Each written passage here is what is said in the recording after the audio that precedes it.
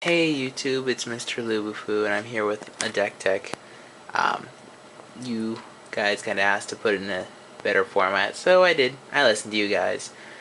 Yeah, so this one was going through some internal dilemmas on whether or not I would actually post this, because all my other decks have had some basis. So my liquid metal coating deck, link's gonna be right there. Ding ding ding.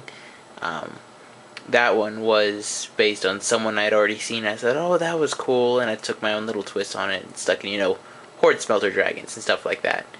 And then my other deck, in fact, ding ding ding, that one I saw someone play. He was playing it in Extended, oddly enough. He was like, oh, can I play in Extended? I said, okay.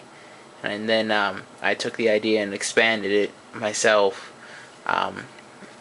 With like Skitherix and just tinkering with it. But this was the first deck I actually fully 100% custom designed. I knew what the goal was going to be for the deck to begin with, and I just worked my way from there. So yeah, this is me putting my deck building skills on the table. I kind of don't want to post the full list in the description. If you really want to make it, go through the trouble and count as I analyze all the cards. Anyway, so might as well say the topic, unless you read the link. It's a white or mono white Lifegain deck. So to begin with, we've got our planes, like foily ones. Oh, before I actually continue, I want to say thank you to everyone on YouTube who has traded with me to help make this deck a reality. I know I've been scammed and stuff like that, but there have been some really awesome people I've met. I just want to say thank you guys. Anyway, so I run a lot of planes and 2 Cabria Crossroads. So it's one of those lands enters the battlefield tapped, you gain 2 life. I would have had 4, but I don't have 4.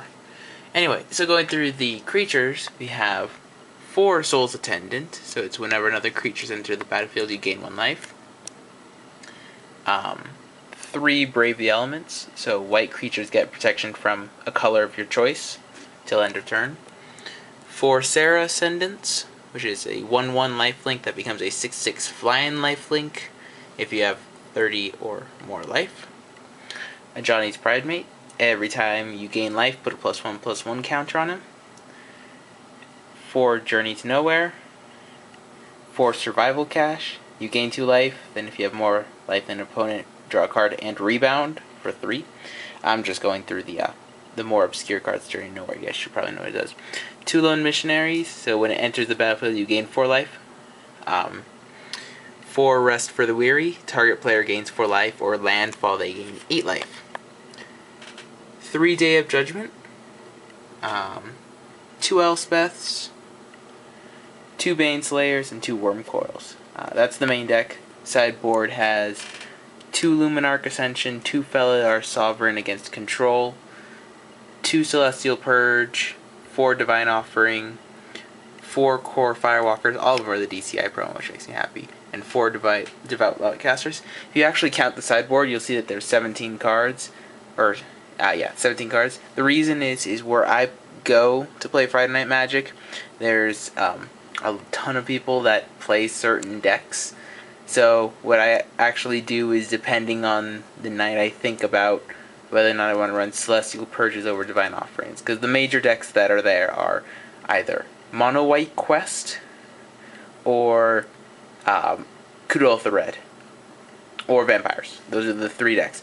So in case you haven't noticed, against Quest, against Kudolth the Red, against Vampires. These ones are against the randomish control people that show up. Very good against control. Anyway, so going through the deck, what I like about it, I've tested it myself, and all the cards were chosen, and all the numbers were chosen for a reason, just from experience. So no deck lists, no looking on this, it's just me. This deck can play 2 roles. It can play the hyper aggro version, or it can play the more control-ish. It all depends on your starting hand, so that makes this deck really, really flexible. Pretty much you always want to start with a Soul's Attendant.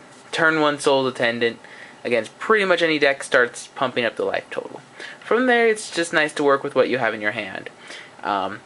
Best combo out there, Serra Ascendant plus Rest for the Weary at instant speed. So you're like, oh, I have my 1/1 lifelink. I'm going to just attack with it. Oh, you have a Memnite. Darn. I'm at 22 life. Rest for the Weary, gain 8 life. I'm up to 30. It's now a 6/6 flying lifelink, but the block holds. So then all of a sudden, you have a 6/6, kills whatever guy blocked it. You're at 36 life, and it normally puts you so far ahead that they have some serious trouble dealing with this 1 mana 6/6. So that's the best intro combo if you want to go aggro. If you're going a bit more controlling, Ajani's Pridemate's more a good opening hand because you have Soul's Attendant turn 2 Ajani's Pridemate, and if you put this on the stack right, so it's like Soul's Attendant, you play the Ajani's Pridemate. The way the stack works is Ajani's Pridemate enters the battlefield, then you gain 1 life, then you put a +1/+1 counter. So 2 mana 3/3 that can only get bigger. Like anytime they play a creature, it gets bigger. Anytime you play pretty much any card in this deck, it gets bigger. I have had a turn 4 9/9 before against Quest, oddly enough, but he was like Memnite, Glinthawk, Memnite. He's like, oh, you just gained 1 life for each one of those, and I had a ginormous Ajani's Pridemate that he just couldn't deal with, because I had a Divine Offer for his Argentum Armor. But that's another story. Removal. Enough said. I'm contemplating whether or not I should get Oust. I think it would be a very good addition. Instant speed removal is, at least where I play, a big deal. Brave the Elements, giving all your creatures protection from a color till end of turn, allows you to make some really good blocks against Control Threat and Vampires, or allows you with your ginormous Pridemate to swing in unperturbed. This one normally gets in because of the evasion. 2 Lone Missionaries, just because I actually more wanted to fill the spots with stuff and I didn't want to hit the high end. So it's just a simple 2/1 that gains 4 life. But, I mean, it's good against, again, I play where there's a lot of aggro decks, so I like having them. So, maybe if you guys are trying to copy this, these will be cards that the cards I normally board out. Survival Cache, it's huge. It's 3 mana, gain 4 life, draw 2 cards, essentially. Try 3 or 4, that's a number that I just chose upon. And then, so if you're playing more aggro, you can get some turn 4 or 5 big beats in 6/6s and 8/8s and stuff like that. And they're often so far behind. But if you're playing more controlling fashion, you want to hit this top end. So you got 3 Day of Judgment to wipe anything they've got. 2 Elspeths, which with the Soul's Attendant you gain 3 life and 3 tokens, etc., etc. And then Baneslayer and Wormcoil are just big guys that you play them and you win for the most part. So quickly going over the sideboard. So Felidar Sovereign and Luminarch Ascension against for more of those controlling decks where they won't be doing damage. Felidar Sovereigns, if you have 40 more life during your upkeep, you win. And it's a 4/6 in itself. So, I mean, it basically needs Doomblade / Go for the Throat or Wrath or stuff like that. But against controlling decks, these are pretty good. Against Quest, I mean, that's simple. Get rid of their swords or Argentum Armors. This is more personal, so I'm gonna actually not mention that. But that's someone who plays the best red Quest. But siding against Boros or anything that has red, siding against anything that has black. I've got 45 seconds because YouTube cuts me off. So big thing about this deck is don't play against Cobblade or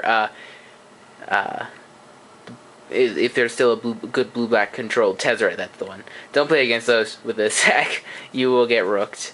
I mean, but this is a more lower tier anyway. But this deck has won a lot of games for me. So please rate, comment, subscribe. Let me know what you thought of it in the comments. And thank you guys very much for watching.